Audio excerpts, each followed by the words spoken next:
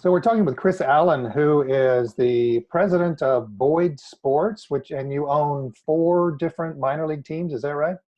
We do. We have four currently, three Appalachian League teams, and of course the Southern League team, the Tennessee Smokies. Yep. And that's a double A team, so that's kind of like a big deal, right?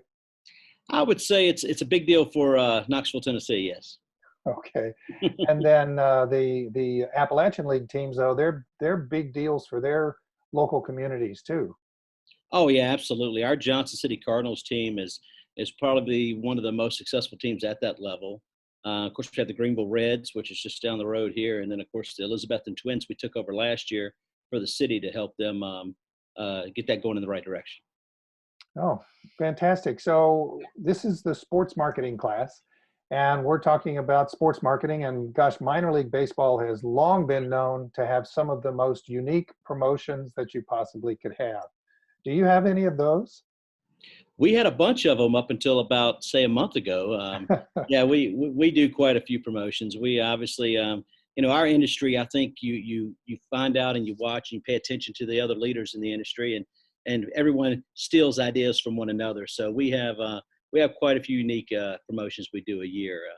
Probably our most successful one is always our UT night. We set it up as a game day night. We're real close to the University of Tennessee, and that's usually one of our biggest attended nights of the year. We'll have about 6,000 to 8,000 people, depending on the weather, at the ballpark that night. So we Oh do my some gosh. unique things. Yeah, we do some unique things. We do a free beer night, so the young kids here in your class would appreciate that. We Absolutely. basically let everybody in the ballpark, if they have one of our mugs that you could bring back from night to night, they get free beer into the visiting team scores. Unfortunately, the last 2 years, the visiting team has scored at the top of the first inning, so that's hurt that promotion. But we've always extended for a few extra innings. The now you're involved with the Chicago Cubs with the that's what that you're affiliated with. Now that's just at the Tennessee Smokies, but are Yes. the other teams Chicago Cubs affiliates too? No, our Greenville team is the Cincinnati Reds, and we also work with the St. Louis Cardinals in Johnson City and the Minnesota Twins in Elizabethton. So we've got the Cubs, the Cardinals, and the Reds. That one division, we got that about locked up. We just need to get the Pirates, I guess. But all teams, every one of these teams operated differently. Everyone always asks me, "Who's your favorite team to work with?" And honestly, uniquely, I like working with all four of the teams. And I know that's maybe a politically correct thing to say, but they're all great to work with. They treat us well, and we've been great partners from day one. Oh, that's great. In fact, last quarter I had a former minor league pitcher who was in my class, and he had pitched for I think 5 years in the Cincinnati Reds uh, farm team, and he talked about life as a minor league player, and it's not all glitz and glamour. No, these and that's obviously it's something we try to make their stay and their time here in our communities a good time and resourceful for them. But ultimately, their goal is to get to the big leagues, and any stop in between there can be somewhat of a nuisance for them. You think about it; they leave spring training, they show up at their markets a day or so before they start playing baseball, so they got to move into an apartment, find a house, find a roommate, get everything lined up. Hopefully they get a short-term lease on whatever they're moving into. And then they got to rush to the ballpark for media day and do all of those things and then play baseball. So it's a bit of a hustle there the first couple of weeks. So it's a challenge. I mean, these guys, you try to make it as smooth as possible for them, but it's a real transition for them from moving from town to town each year usually. Well, let's talk marketing. Let's do it. You're not playing right now, so there's not a whole lot of marketing you can do, or can you?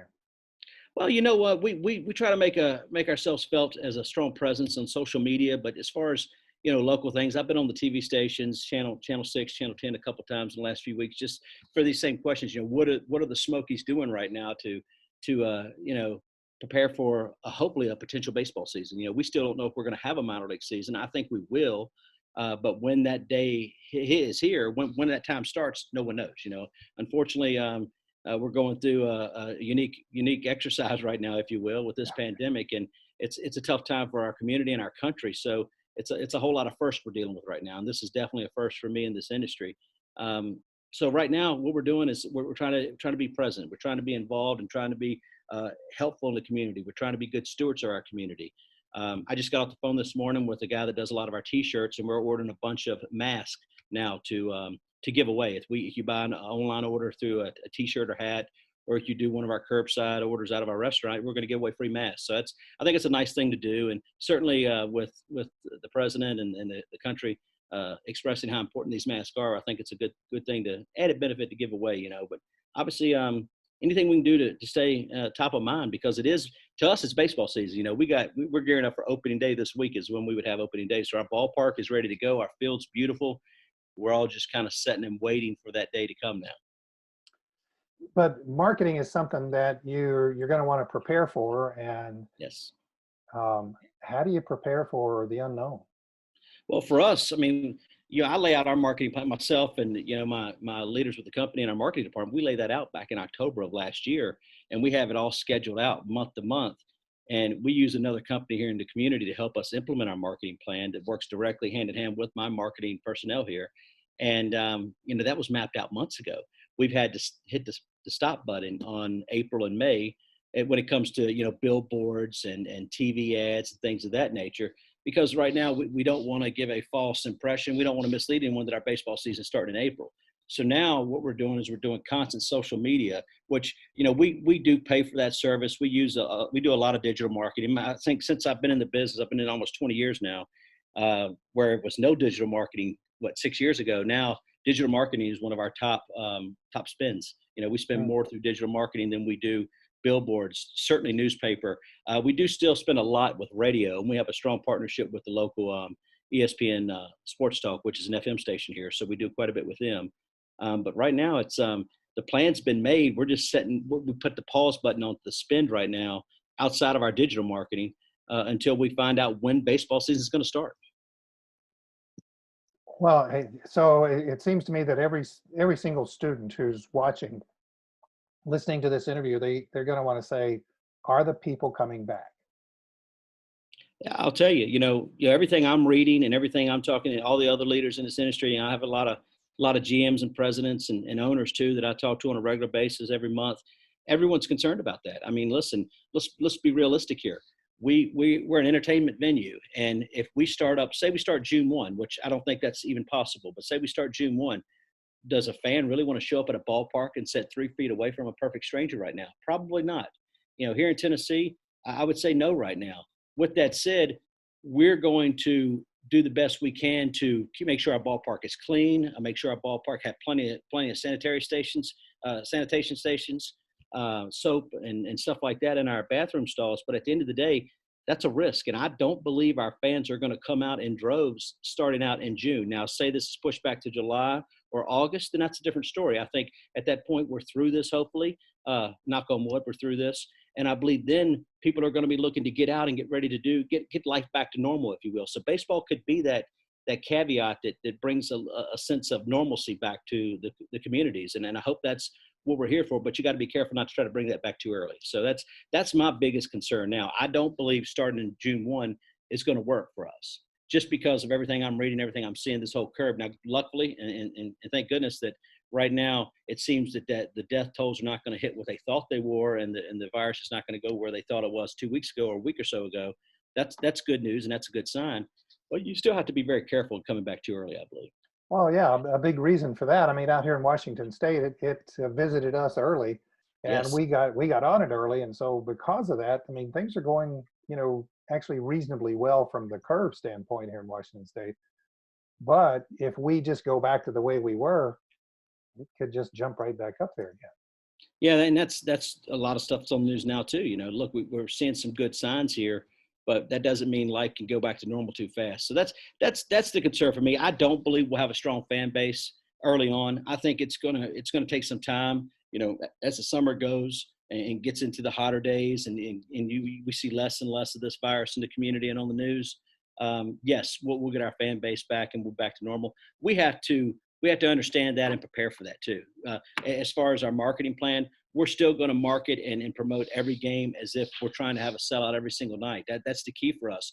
We want to make sure the community is well aware of what we're doing. That way they still have the choice to decide if they want to come or not at that point. And if they don't feel safe, I don't want them to come. I want to make sure we can put their mind at ease when they're at the ballpark. As a business though, and I mean, you're the president, so that means that everybody's looking to you. I mean, are you considering things like having people sit every other seat, or just anything that might be different for them to make it easier for them to feel comfortable in the stadium? Oh yeah, absolutely. No, we have a 6,500 seat ballpark. We could shut down some sections, shut down some rows, and that's something we'll certainly consider and do depending on when we know we're going to play. It might be a situation from what I'm hearing from all of my baseball executives at the major league level, that they're going to go to their spring training sites in Arizona, and not in Florida, but Arizona, and they're going to try to start the major league season there without fans. I see a model to where they're going to try to do the same thing at the minor league level, start without fans. So if they do that, certainly look, everyone's going to have to give a little bit here. And that's something we're going to have to give. We're not going to have fans probably for the first month or so if they try to come back that early. They're talking as early as mid-June if that happens. But once we start back, absolutely, the social distancing is a huge concern for everyone at sports venues. And we'll put in the certain ramifications. We'll deal with ramifications as they come, but obviously we try to get ahead of that and make sure we are distance out our lines. I know you go to a convenience store right now, you see an X where you can stand when you're waiting in line. We'll do things like that at our concession stands, and we'll certainly break up the seating bowl. Maybe one every 4 seats, you'll have a seat there. If we come back as early as I think there's a chance we might. If we push it back to August, September, I think at that point we probably can get back to more normalcy at that point. But really, we're at the mercy at the major league level right now to decide when they're going to play baseball, and that's something that I'm not necessarily used to, and I'm not comfortable with either. So, Wow, it's got to be really, really tough for you. I mean, because we know that, what was it, last year and maybe the year before that, the major leagues was trying to reduce the number of minor league teams. I think they were at lower levels than what you have, but still they were trying to do that. dealing with that right now. This is the final year of the PBA agreement, so contraction's supposed to start next season. So you're dealing with with everything going on with Rob Manfred and the Major League office dealing with trying to get a baseball season started up. Then you got Pat O'Connor at the minor league office trying to prepare for a minor league season. You still have in the back of your mind, look, by the end of the year, we're not going to have an agreement in place if we don't sit down and iron this out. So contraction's still a real problem. And unfortunately, in which I hope I'm wrong when I say this, the pandemic is going to take care of a lot of the contraction for our industry as it is. There's a lot of companies out there that are really going through some tough times right now at the minor league baseball level and nationwide, of course. Yeah, my goodness. Um, I would think that baseball, I just remember after 9/11 that baseball was a huge deal because it helped bring us all back. This is different though. Yeah. No doubt about it. It's different. I mean, 9/11. The big difference between 9/11 was the next day you could still go into a McDonald's if you wanted to get a hamburger. That's you can't do that here. This is something that is so much different than anything we've ever had to deal with. So I do believe that the community and the country and the people will certainly rally around the companies in the industry of baseball as well as all sports and really every major company across America. People will rally around these businesses, but it's going to take some time. It really is going to take some time. You just can't go back to normal, and that's unfortunately when you're in the entertainment business, we're gonna have a rough year this year, no doubt about it. That's my number one focus between me and you is not so much marketing right now. I'm reforecasting. I've spent the last 2 weeks setting up a budget for a 30-game season or a 70-game season, which is what our normal season is, 70 home, 70 road. Mhm. But now I'm working on a budget, believe it or not, where we don't play any games. How's that going to affect our financial bottom dollar? The number one concern for me right now at this time is it's not our marketing. It's not whether we play baseball or not. It's my employees. Make sure I can take care of my employees, keep them employed, pay them, put their mind at ease that they're going to have a job now and for the long haul if they choose to stay here. So that's my number one focus is take care of my people right now. Sounds like you got an awful lot on your plate, Chris. Well, you know what? It is a lot of work right now as far as thinking through that, but I would usually during the season starting up, I'm way more busy getting ready for a season. And that's the fun stuff. I'm dealing with all the not necessarily fun stuff right now. Well, Chris, thank you very much. Really appreciate the time that you've given us, and good luck this baseball season. Hey, thank you so much. And happy to talk to you guys today. So talk to you soon.